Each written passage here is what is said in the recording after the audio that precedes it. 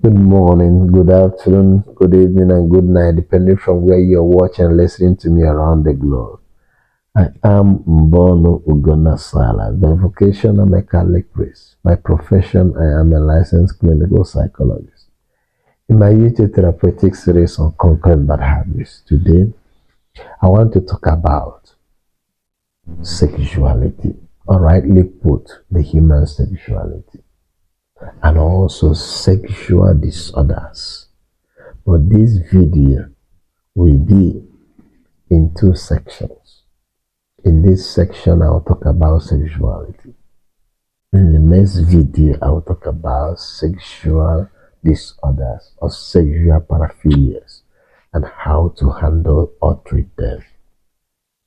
So, if you have ever studied philosophy, there is a branch of philosophy that is called metaphysics that studies what is called ontology, the essence or the being of things.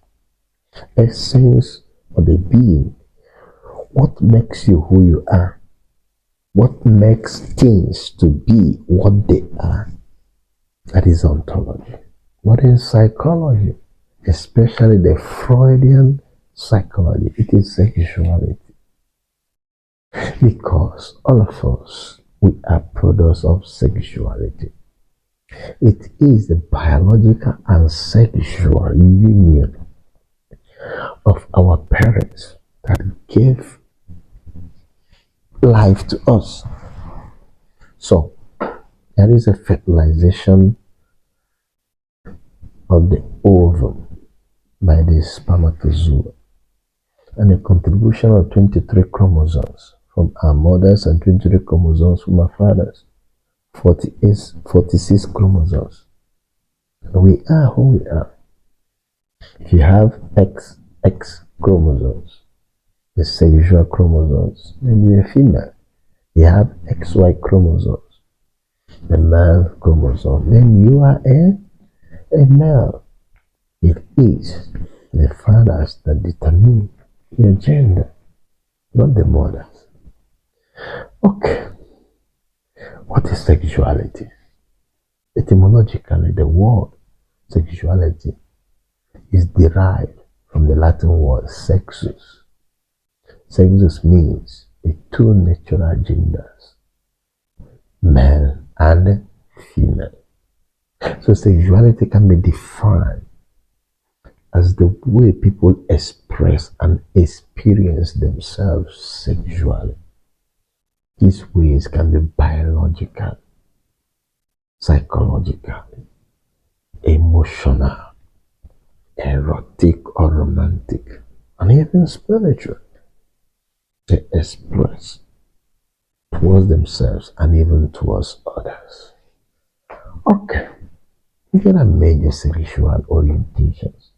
Heterosexuality, when there is an attraction towards the opposite sex. A man is attracted to a woman is attracted to a man. And you have homosexuality, when there's attraction to the same sex. A man is attracted to a fellow man. This is called gay. Or a woman is attracted to a fellow woman. It is called lesbianism.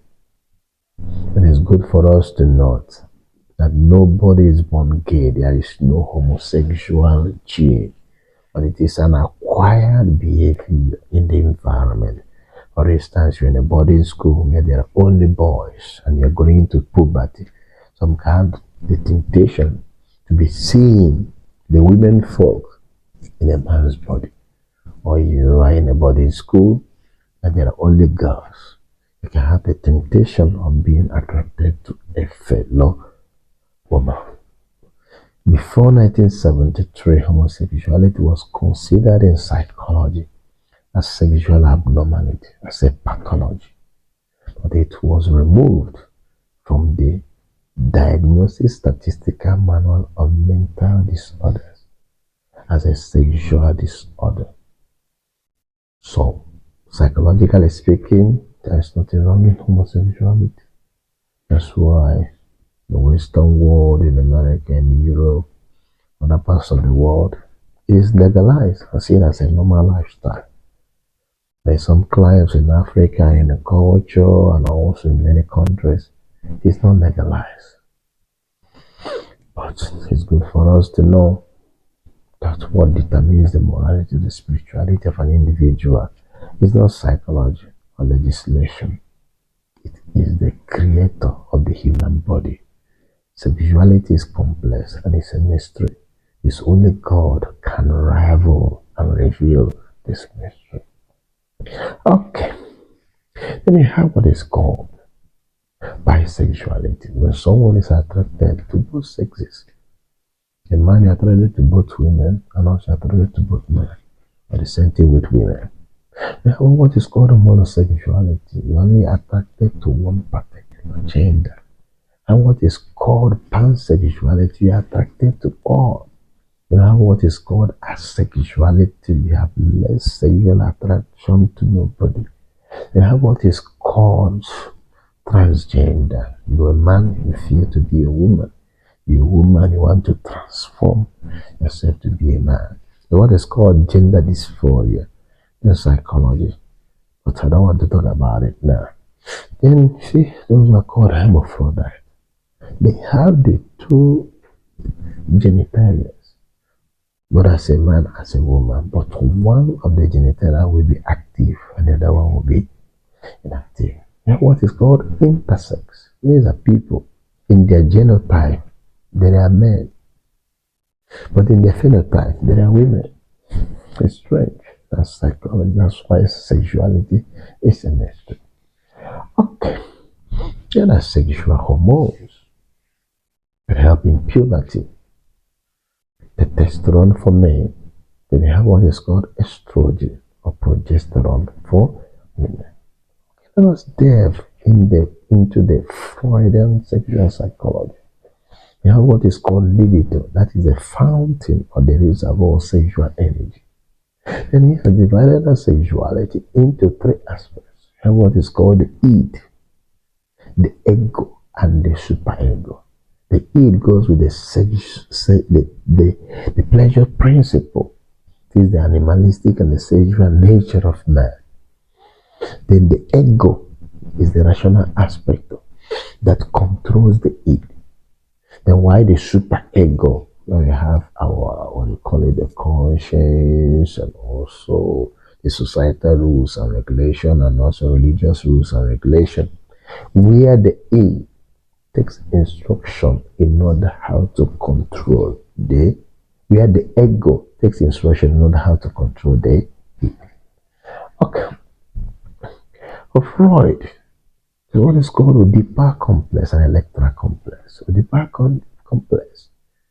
You see, the male child, we have affiliation with the mother and see the father as the enemy. And the Electra complex, the female child, we have affiliation with the father and see the mother as the enemy. These are Freudian postulations.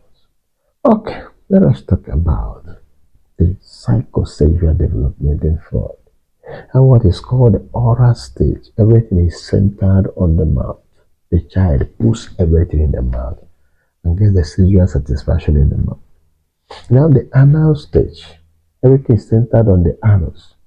When the child is smelling feces, it has kind of sexual pleasure there. Now what is called the phallic stage, when the child will be touching the erogenous parts of the body, like the male child, the penis, or the girl child, the clitoris, will be having sexual gratification. They have what is called the latency stage. Those sexual activities in the body are latent, they are hidden.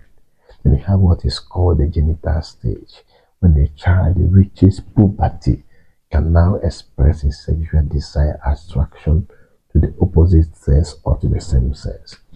These are Freudian postulations.